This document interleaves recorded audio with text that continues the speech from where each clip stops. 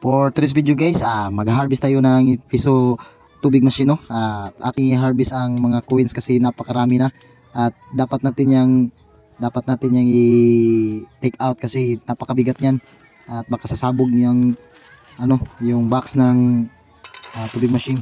Bale, dalawang beses ko na itong na-harvest kasi kada isang buwan dalawang beses ako mag-harvest.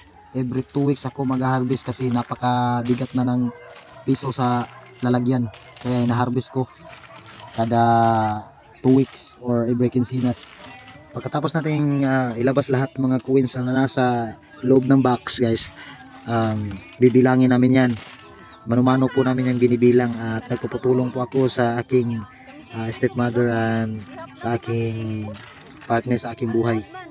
At ang naabot ng ganyan karaming piso o halos mapuno po yung planggana na maliit po, umabot po siya ng 1,200 po.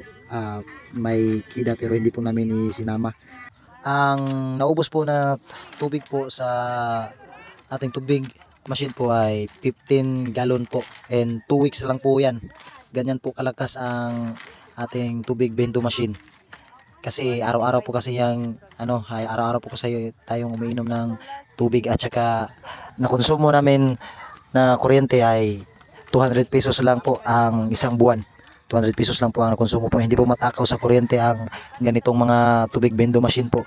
At kung gusto nyo pong magnegosyo po ng ganito, napakadabis po ito. Recommended po talaga ito sa mga gustong magnegosyo ng tubig bendo machine. Recommended ko po ito kasi hindi mo na binabantayan ito. Tingin-tingin ka lang kung naubos na ba ang tubig sa galon, tapos relax ka lang pagkatapos mong lagyan ng tubig yan.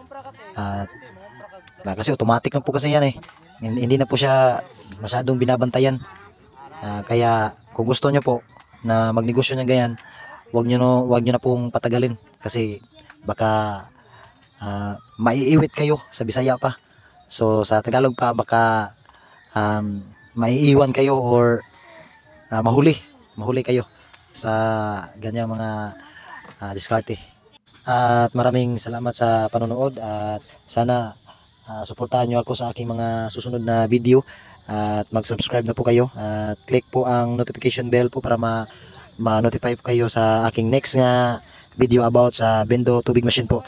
At follow po tayo sa my Facebook page po ako at saka i-like nyo po ang aking video at i-share na rin po. God bless po sa lahat. Thank you po.